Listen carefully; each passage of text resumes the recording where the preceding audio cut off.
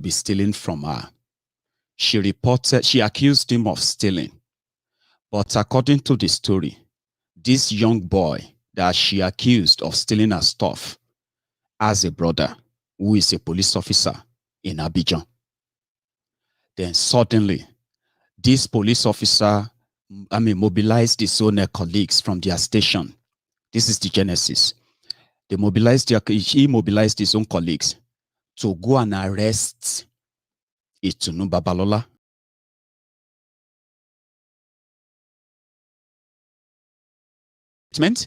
They tried to stabilize her, whatever was wrong, but she wasn't stabilized.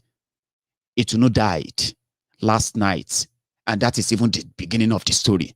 You haven't heard the most heartbreaking part of it yet, right? ITUNU last night, Sunday.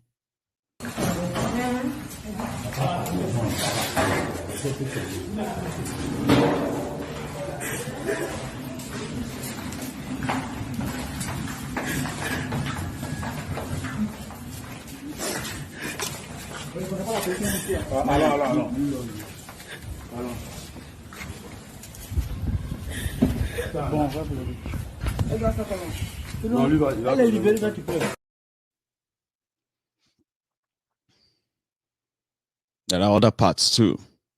Okay? There are other parts I'm also going to try and share with you, where the Nigerian embassy official, that you also see his face soon, was demanding for 2 million naira to be sent to his own account so that he can help the family to get a lawyer. Now, the new latest after the death of ITUNU is that the embassy is now demanding for money from the family in order to bring the ITUNU's corpse back to Nigeria. Proudly Nigerian. Proudly Nigerian.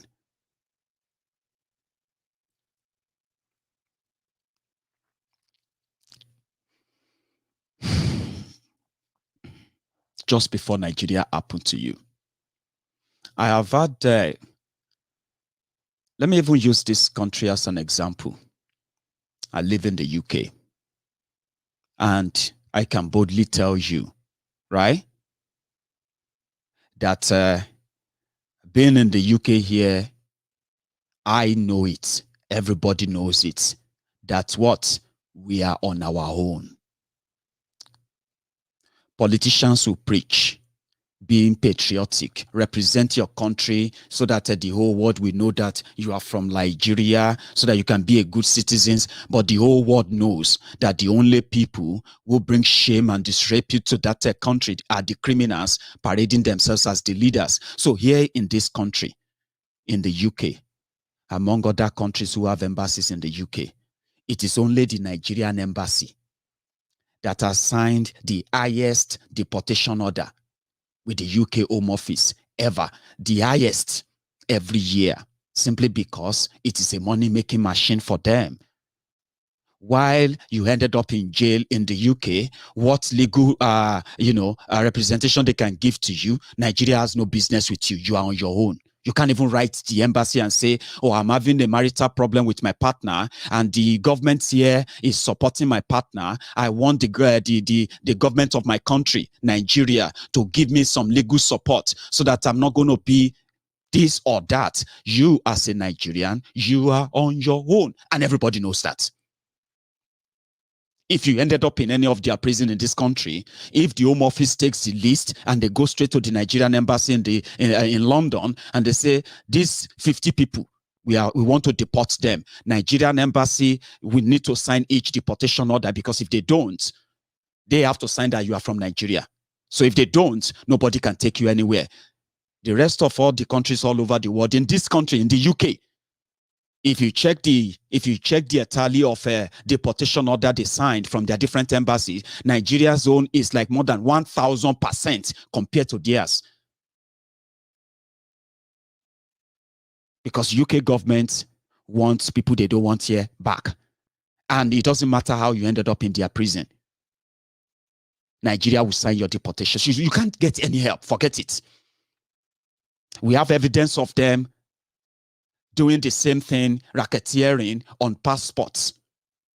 where people have to pay and all of that to get their passport released here in the UK.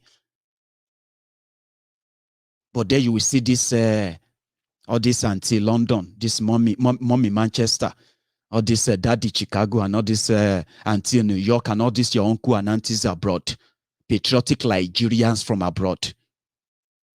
Many of them who only have something to say, oh, I'm from Nigeria, but they will never live in Nigeria. You know why? Because they would never live in a place they first ran away from anyway, even if they pretended that they didn't. But they are patriotic Nigerians from abroad. When you go to all these Asian countries, you will see thousands of Nigerians in prison.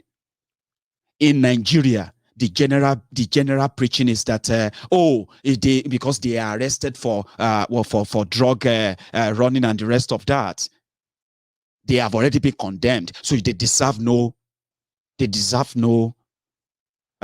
do you call it? The embassy support. So as a Nigerian, if you found yourself in that part of the world, or any part of the world you found yourself, no matter what happened to you, you are on your own. But if you succeed, for example, you suddenly break even in your host country, then you are a Nigerian, because it's good for the market, it's good for the optics. This is a young woman that the justice system of Ivory Coast denied justice and killed because Nigeria abandoned her. And as we are talking right now, the cause of ITUNU is still in Abidjan. And the Nigerian embassy in Abidjan, they are contacting the family to please, do they want her to be brought back to Nigeria, or do they want her to be buried in Abidjan? Her father, who was hoping that eventually he's going to see his daughter again, now knows that he would never see her alive again. So they told him to go and arrange money. To go and arrange money for bringing ITUNU back to Nigeria, which eventually people will raise the money. People have started contributing to support the family, because Nigeria will always disappoint you. And some people will make you feel like you still hold Nigeria, the patriotism that those criminals in charge continue to deny the same country. You can't destroy a country. You can't destroy something you love. It is so obvious that those in charge of Nigeria, they give no hoot about Nigeria. Let me take you to somewhere. I'm going to share a few backup content of what really transpires, what is really going on this, right? Just a moment. Look at this guy. Please let me know if the audio is still very clear, okay? Because sometimes that can get mixed up because of this tool I'm using right now, okay? Look at this guy. They said his name is Abdulrazak Olateju, a Yoruba man. This is the one who said they needed 2 million naira in order to get a lawyer for it, you know. It works. According to they said, yeah, it's one of those who said they should pay 2 million naira. And indeed, he spoke to the family via WhatsApp, sending his account details and all of that, right? I want to help you to get your daughter out. You need to pay us 2 million naira. All right. Now, yeah.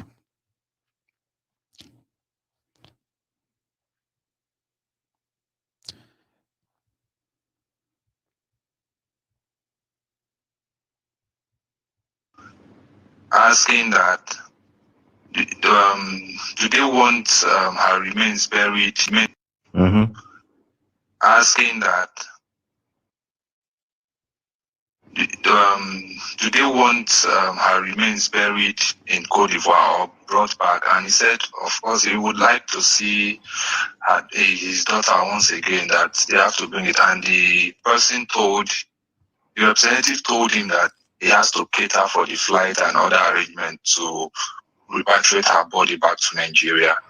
He said they call with, I've asked for the international number that they called him with. He should send the number. He said from the office of the Nigerian ambassador, that's where they called him from.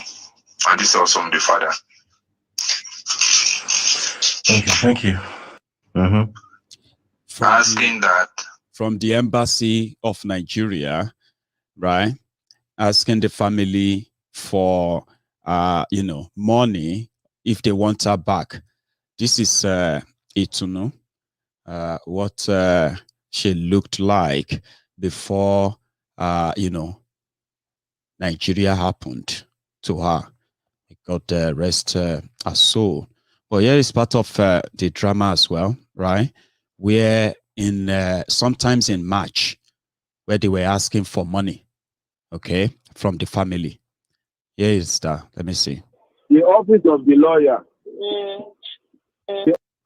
So he said that the office of the lawyer, they brought a bill of 2 million. Jesus. So, and he said before he can start any work, they have to pay 1 million deposit.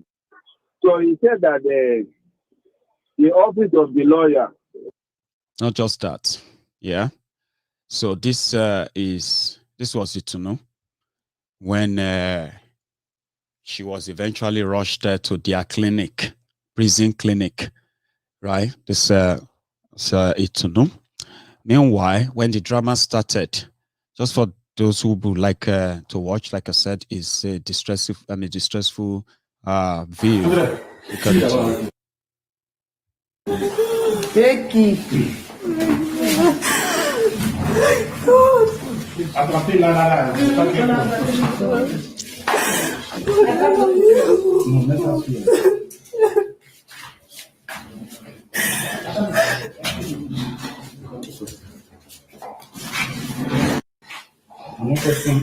C'est même pas ce qui s'est passé. Becky. Becky.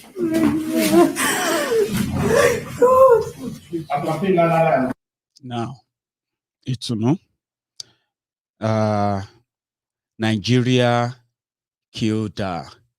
You know, one of the things that the Nigerian politicians have done to the psyche of average Nigerians is that they have made them to lose empathy, feelings. So if you go online right now, you will see many, many people, some of them parents too. And the question they will be asking is, who sent her to Ivory Coast? Why is she in Ivory Coast? Why can't she stay here in Nigeria with all of us? Maybe all of them won't go abroad. This and that. That is how much damage Nigeria has really done to the psyche of an average Nigerian. So they don't have much empathy. They don't know how to really feel. You get what I mean now? So, unfortunately, and that is one of the reasons why those criminals, those politicians will always get away every now and then until that attitude change. Now people are raising funds to support the family, and then on David's, David's Twitter, it is listed there, and I'll try and bring that up separately anyway. But it is listed there that if you want to reach out to the family on bringing ITUNU back to Nigeria, you can reach out to the father directly. Okay, so I'm going to try and see if I can find that detail, and then I can share that with you before I go to the next part of this conversation. Okay, just a moment. Yeah, I think I found it. Now I'm going to try and share that again with you. You can bring out your pen, please. If your mind, if your spirit tells you to reach out to the family, okay, or check your screen. That is a Wema Bank account details. Okay. The name on the account is Babalola Abayomi Emmanuel. Right. So you can reach out to them by adding what do you call it, a reference to any donation you want to give to them.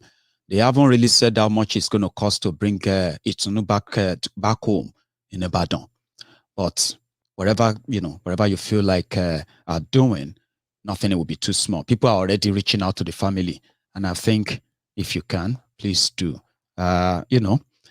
Nigeria can happen to anybody, anywhere. Especially for those of you who are really much unconcerned about everything we talk about in Nigeria. And some of you actually turned that into a banter or into, what do you call it, nonchalant, I don't care kind of a thing. Or you turned it into a war of you versus us. You are defending the contraption that is built together to destroy you in every ramification. But it's up to you if you continue to live in that denial or not. The Lagos State NSAS Judicial Panel, they have come up with their, what do you call it? They have come up with their reports of what really happened on the 20th of October 2020.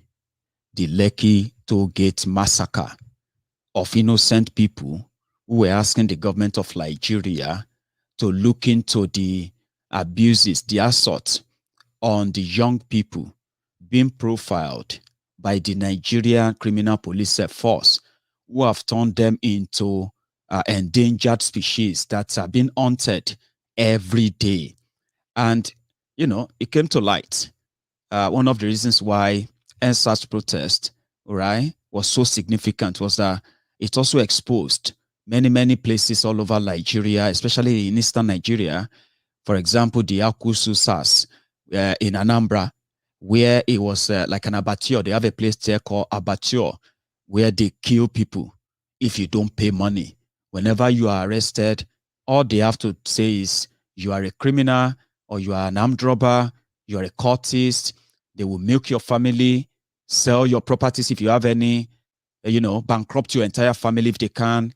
And if you don't really have anything to be taken, you can be exchanged for the real ardent criminal that will then be slaughtered before you even face a judge, so that the real criminals who pay money get freed as an exchange. It was a serious crime scene. I mean, not just in a place, all over Nigeria. Then the protests happened for people to get to know about the killings and all of that in Nigeria, calling the attention of those in authority to look into reforming the police and then prosecuting the criminals among them. But instead of the Nigerian authority to respond to those humble requests, they called on the same police, the military, to shoot down all the peaceful protesters. They killed and killed to the point that they took their bodies away. But they now came out the following day and days after that and weeks after that. For the past 1 year, they continue to say nobody died at Lekki Toll Gates. But you see, Lagos State alone, they have finally established the truth. A detailed report that I have on my screen right now. I'm strolling through it because it's something that I would love to take my time to read through completely. Just something we will treat on our own on this Maiyegun's Diary Politico. Well, I'm going to bring up some names.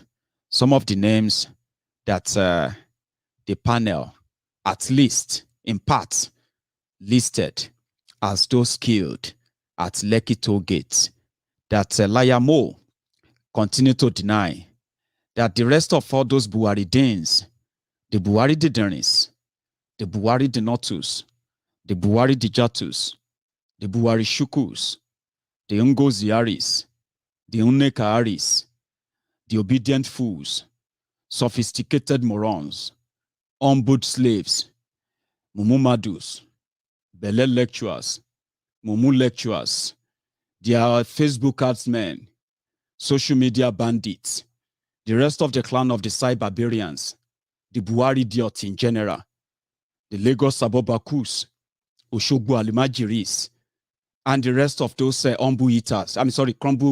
Crumble eaters, crumb chasers, ass lickers, all risers, the people who feels like they are not human, especially in their reasoning.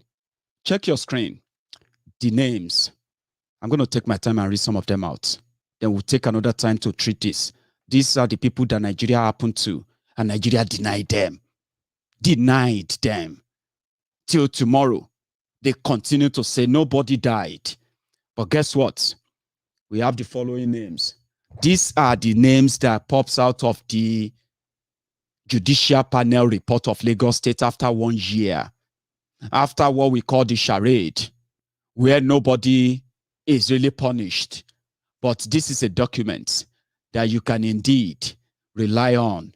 Names, time, events, people killed, people injured, the hospital they were treated, the bodies taken, those who helped them took the bodies, when, to where. All these are evidence in this report. Is a loaded report. Make I take my time, read them, so that I go fit talk about them well. Make them easy for those who don't want to take time and read the 100 pages of reports. I go break them down. Check your screen. We have Victor. Yes. We have a Victor Sunday Igboho male. He was killed at Lekki Toll Gate. We have Abuta Solomon killed. We have Jide killed. Nicholas Onikpe, gunshot injury. Okala Patrick, gunshot injury. Olalekan Faleye, gunshot injury. Manuel, what's that? Unaji, gunshot injury. And just like that, check, on and on. Yeah?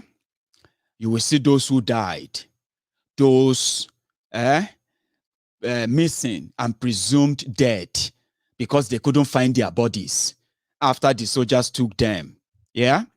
So, they have a lot of lists there, but I'll take my time, bring them forth to all of you, so that before Nigeria happened to you, and Nigeria would deny you, you probably have a choice, right, to deny Nigeria now. It's easier, according to Omoyele Sowore. Omoyele Sowore said, we might not have found a common ground on how everybody is going to agree that getting Oduduwa Republic, getting Biafra Republic, or, revolution now, eventually everybody will know that we need a revolution to do that. So, until everybody realizes that to get Biafra, to get Yoruba nation, to get whether you want to fix or change Nigeria to regionalism or what have you, right? Until everybody knows that the same criminals who brought us to this level, right? They have to what? They have to go. However, now Nigeria, before Nigeria happened to you, and your case will become a story to share with others, right? You can possibly give me your attention now. Somebody was asking Bokwari, and it was like, I think it was about 2-3 years ago. I'm not certain of the date, when Macron was in Nigeria, right? And they were asking that what was the France government doing to help Nigeria to stop the Fulani terrorism happening in Nigeria. Guess what? The mood and the...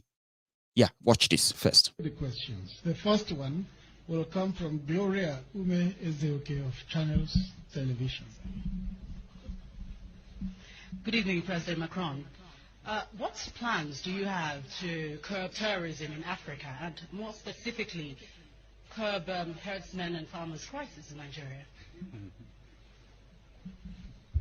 We discussed that. Did you see his mood as he turned away when they said farmers had that crisis in Nigeria, right? So you could see how he quickly swing away. So Nigeria is not for you. So they killed people, denied them took their bodies away. And to this day, they still continue to deny them. So you, as a typical Nigerian, who knows that those who died, who came out to say, oh, because according to them, right, those they killed that night, right, they were not just killed by the military. It was the military that first opened the fire. And the few that got the heat, they took their bodies away. Immediately after that, when some people were beginning to come out from where they were hiding and all of that, the police arrived in Lagos State. And they started shooting everybody again. Then denied it.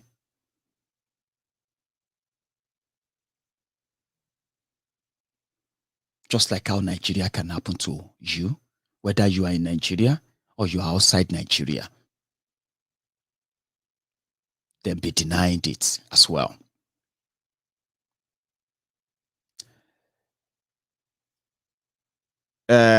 Somebody said,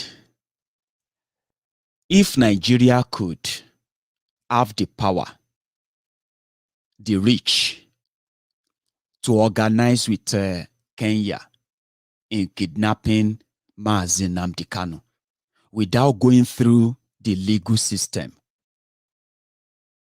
If they have the power, the reach to force Benin Republic to kidnap Sunday Igboho and deny him justice, the same Nigeria that will send Nigeria military plane to go to Niger, to go to Mali, to go and bring repentant terrorists back to Nigeria for rehabilitation, doesn't really care. And that practically could be because of where you come from. She's a Yoruba lady. You remember a lady they said they wanted to, that was caught with drugs in Saudi Arabia. And they said that she was set up, that it wasn't, she didn't do it. And in Saudi Arabia, if you are caught with drug, it's like you're going to get hanged or killed. The moment our story broke out, Abike Dabiri relocated to Saudi Arabia. And the rest of them, even in northern Nigeria, they pulled all the string they could pull. And within a week, she was back home to her family. And they took pictures, they celebrated that and all of that. Do you think if ITUNU Babalola was a citizen of Yoruba nation or Oduduwa Republic, do you really think she would be treated that way?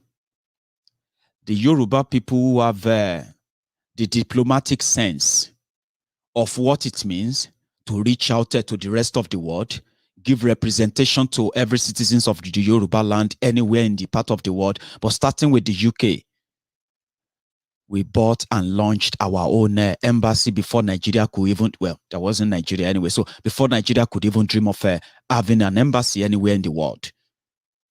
And immediately they stole and destroyed the regional system of government in 1966. The first thing they did was to take over the Yoruba House, that is now called Abuja House in London.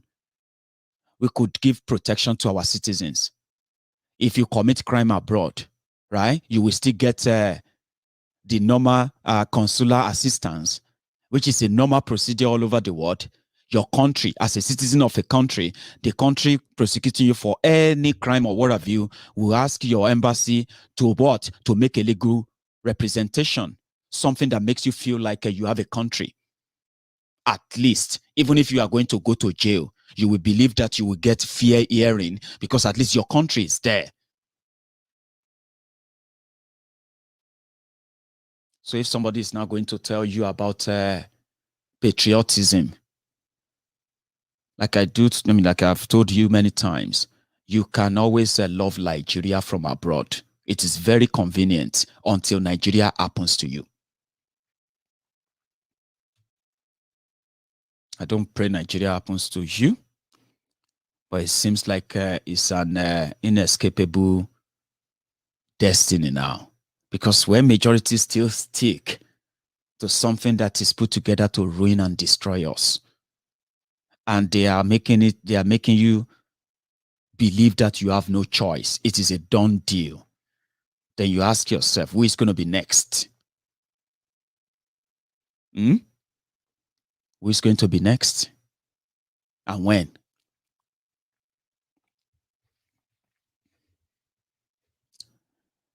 They have the power to free terrorists from another country and rehabilitate them.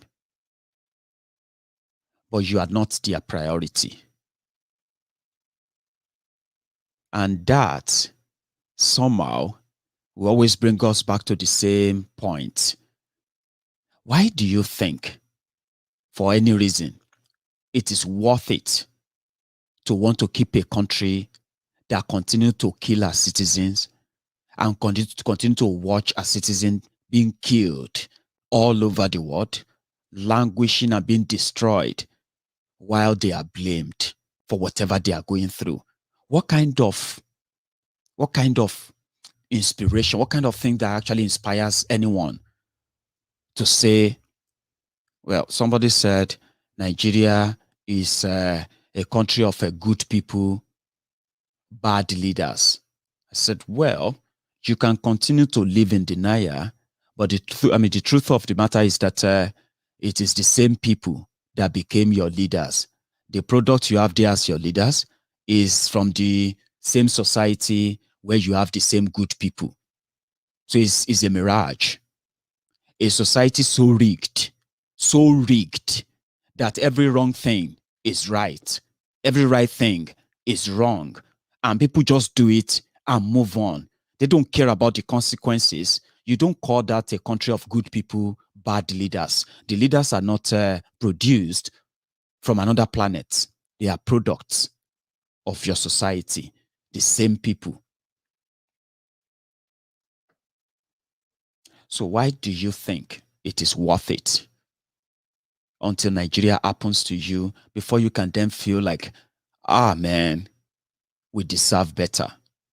For 2 years, yeah, we have seen the worst of the worst happened under this criminal government. We have seen state-sponsored terrorism, where where the federal government of Nigeria, right, commissioned the Nigerian military to go after harmless citizens, go into their different communities simply because they want to make a statement, and thousands of people are being killed under these guys. You can't stop them. They made you believe. You can't leave them. They also made you believe. They gave you no choice, and many of you agree with that. Unfortunately, I don't know who is going to be next. But Nigeria can happen to you anywhere, anytime. That you are living outside Nigeria or far away from Nigeria does not spare you from what Nigeria can still do to you. Nigeria won't protect us. Even when we do our best to continue to make the annual ritual of remitting money back to Nigeria, our safety are not guaranteed. Our protection in Nigeria is not guaranteed. Our rights are not in any way protected. Our different foreign missions, they have no business with us other than to milk us. And it is the same system as it was back then, still is, and somebody is telling you it can be different. And you ask them, how? You have a system that is so rigged that even when you talk about the criminals who rig elections to gain power, you should never forget about the criminal voters who always expect them to be paid. Who always expected to be paid. It is a criminal enterprise altogether, and it is only sustained because it is like a circle that as long as it keeps going that way, no matter how much people rejected it, it will always be sustained by the greed of the majority. Now you have that system that is so complicated, and they said you can't discuss it. And that rotten system back there, as dangerous as it has become, it can affect you from anywhere. I have people who have lost out on different opportunities simply because they couldn't renew their Nigerian passports. Many people who have said that I lost out on this, I lost out on that because I needed to travel. I could only travel with my Nigerian passport. I've not got my residence, my passport for the country of my residence yet. Now I needed to go and do this. Now they were waiting for the renewal. Many people lost a lot. So many people. That is how much Nigeria can happen to you from wherever you are. And the most sad one is when you run into any legal trouble in any country. All over the world, you are expected to be given the fair hearing. Even if you commit a crime, you are expected to be given fair hearing by their legal system. So if you have a rotten and rigged legal system in Africa, and you have a giant of Africa, the biggest country in Africa, Nigeria, watched our citizens being bullied and humiliated all over the world, all over Africa, and they pretty much telling them that you are on your own. Same way with those who are even in Nigeria. And politicians will tell you, we have not even taken care of those in Nigeria. All of you are abroad. You are complaining. You and your complaint. You know, all of that. They don't care. So Nigeria can still happen to you from there. A lot can happen to you. But because we are kind of built to always give thanks in everything, they say, Baba, we just say thank God for life.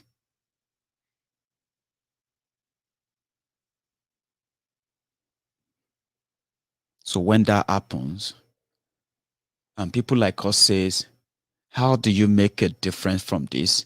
People said, okay, yeah, then let us have a conversation around if we still want to be dragged as part of this.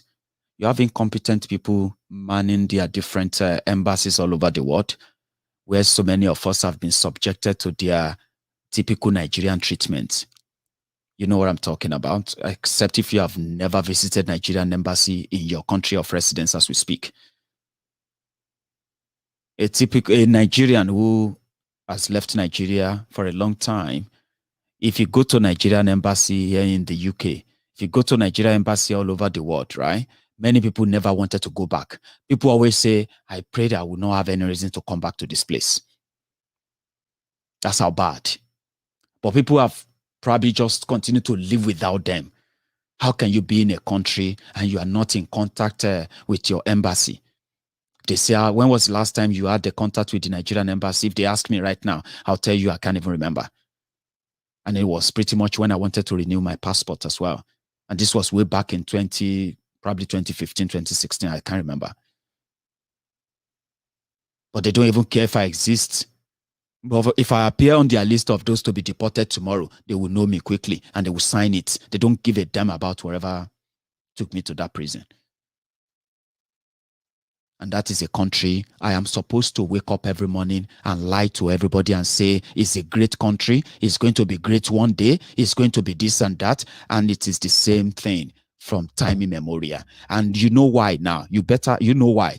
A country that kills our citizens, who doesn't give a damn, right, should not expect that patriotism back. You are supposed to be respected all over Africa if those criminals are not those in charge of Nigeria. But here you are. You can't change that. You'll be tagged a terrorist. You'll be considered an enemy of state. You can't talk about this. You will be imprisoned, jailed. And then the humbled slaves, the obedient fools, the sophisticated morons, the programmed mumus in Nigeria, they will back their oppressors. So that's why we have to continue to tell you that whether you support Nigeria, whether you don't support Nigeria, whether you are feeding from them, whether you're not feeding from it, whether you are even feeding from the ruins or not, right? The only thing that is so certain is that Nigeria can happen to all of us anywhere. The question is when and how much. I mean, how prepared are you if that same Nigeria should happen to you? Because see those people they are killing in Nigeria, right? Same way, so many other systems all over the world are killing Nigerians and nobody's going to hear about it. Because nobody's going to ask the question, who are you going to report to? They have no respect for Nigeria. It's not because Nigerians are this or that, as they will say. You have great Nigerians who have made names, who have made a real record for themselves all over the world, that the rest of the world respects them. How come the rest of the world are not using them and using that to rub on us and say, oh, Nigerians are, they are not this. Why is it that it is the crime and the criminality of those in Nigeria, your politicians, the thieves, the criminals who loot and destroy that country, bring the money over here, that the system actually knows them very well. And when they see the rest of us, the way we apply for visa from every country that has embassy in Nigeria, including those who doesn't have embassy in Nigeria as well, the rate at which we queue at their embassies out to want to get out of Nigeria, all this data go back to them and they say, Nigerians are desperate because, number one, they are poor. Number two, they are criminal. Number three, they are ready to escape their country because it's like hell on earth. But you can come out here and pretend to be a patriotic Nigerian from abroad since you've managed to escape. So that is why we will continue to say, for those who still have their own senses intact, before this become your lot, before you have your own tale to tell, you should begin to join the conversation that says this particular union is not working. People can take care of themselves. If Nigeria, under the criminals over the years, especially the particular Maiyegun you have right now, Boko Haram, if Nigeria continue to kill our citizens, what is your excuse of wanting to keep Nigeria? When people talk about Biafra or Oduduwa Republic, what would be your real excuse that you denied that people were killed at Lekki Toll Gate? They've confirmed that people were killed. That you are living in Nigeria or you are living outside Nigeria, there's nowhere Nigeria cannot touch you or touch the people you love. So what would be your reason? What would be your excuse?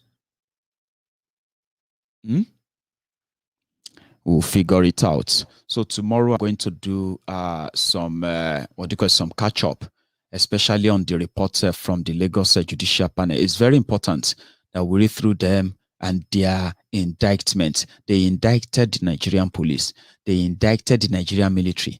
They even confirmed that they came out to deny it and they did a lot of cover up. That's what the panel said. But now, for those who are, well, I don't even know why people are still practicing law or the kind of law that people are actually reading in Nigeria, the laws that are not respected in any of your courts, right? But this could be an avenue for people to actually sue them. They have names of the officers. They have the names of the victims. They have the time and the timeline, the picture, evidence of everything. The extortion, the money they were taking from people, including those they illegally kidnapped, called, arrested, and extorted. Some of them died in their detention through torture and all of that. So all these are now, educational material for those, research material for those who really want to nail these criminals. And the person who gave the order was no other person than Boko Haram, the lifeless Maiyegun inside Aso Rock. So a country that kills a citizen, what exactly do you really think is now worth holding on to? It's a question, and I hope we'll get an answer on that.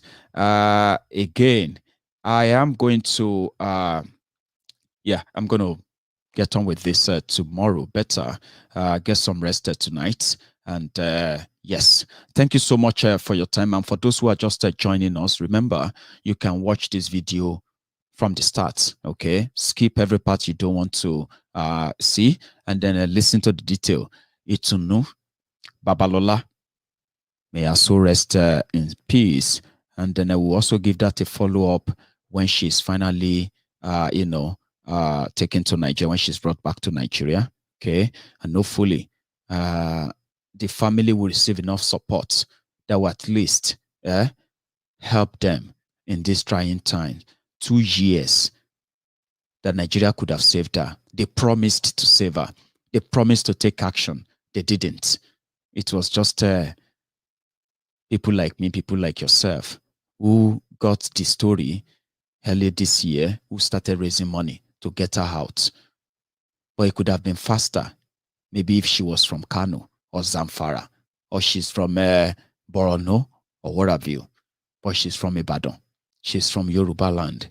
Abike Dabiri probably felt like there was no reason to involve any higher authority that could help to save her, even if it is getting her a better medical attention, medical treatment, something that will at least keep her stabilizing normally before things got to this stage. But sadly, that is what Nigeria does to you. What if they have done it this way? What if they have done it that way? I can tell you this, even though some people are saying, Maiyegun, don't say that. Are there no Yoruba governor?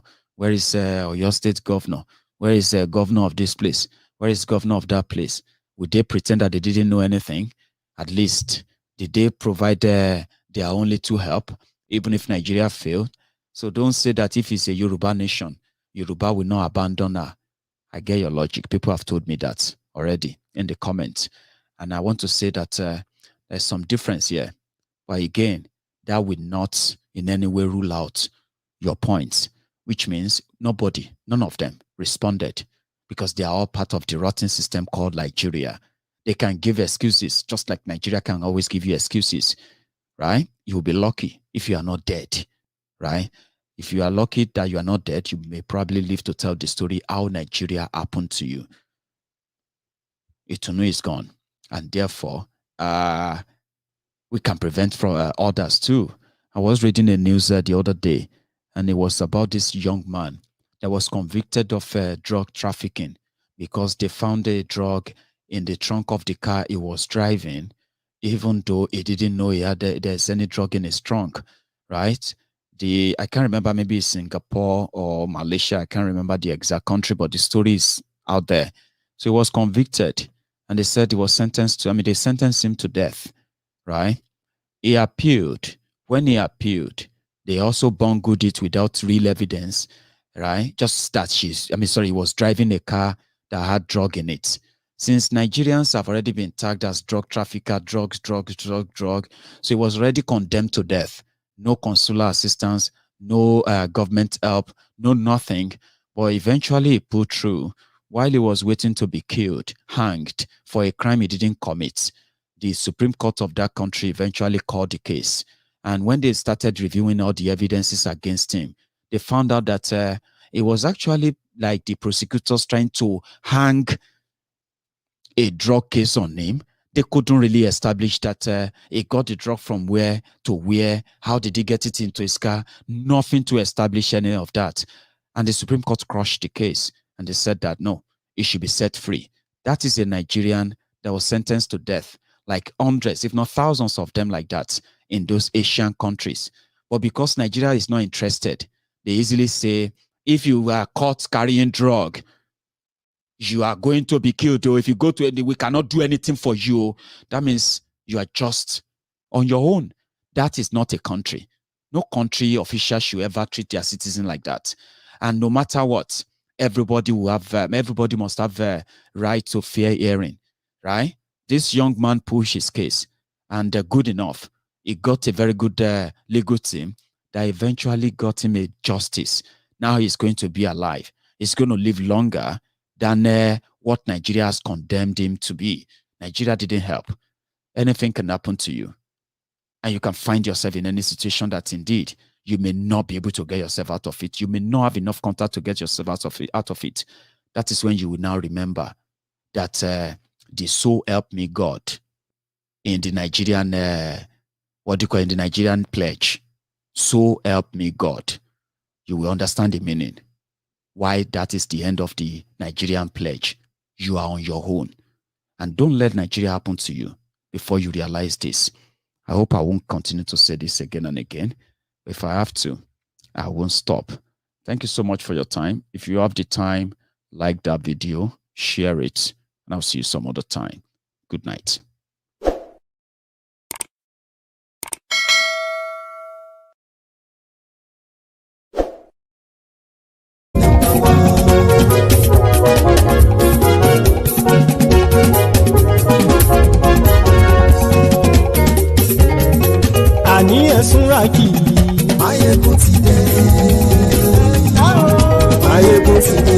ọ̀jẹ̀lú ẹ̀sùn làjù. Maiyegun ti dé. Àní ẹ̀sùn làjù. Maiyegun ti dé. Lórí Facebook. Maiyegun ti dé. Àní ẹ̀sùn làjù. Maiyegun ti dé. Lórí YouTube. Maiyegun ti dé. Àní ẹ̀sùn làjù. Maiyegun ti dé. Bọ́ bàbá gbé wúrẹ́. Maiyegun máa wí. Àní ẹ̀sùn làjù. Maiyegun ti dé. Ijó ìgbádìyẹ. Maiyegun máa wí. Àní ẹ̀sùn làjù. Maiyegun ti dé. Prẹ̀sìdó bá rúfin o. Maiyegun máa wí. Àní ẹ̀sùn làjù. Maiyegun ti dé. Kí gómìnà kówó jẹ. Maiyegun máa wí. Àní ẹ̀sùn làjù. Maiyegun ti dé. Ọlọ́pàá tí ń darí bá. Maiyegun máa wí. Àní ẹ̀sùn làjù. Maiyegun ti dé. Aṣòfin tí ń rúfin o. Maiyegun máa wí.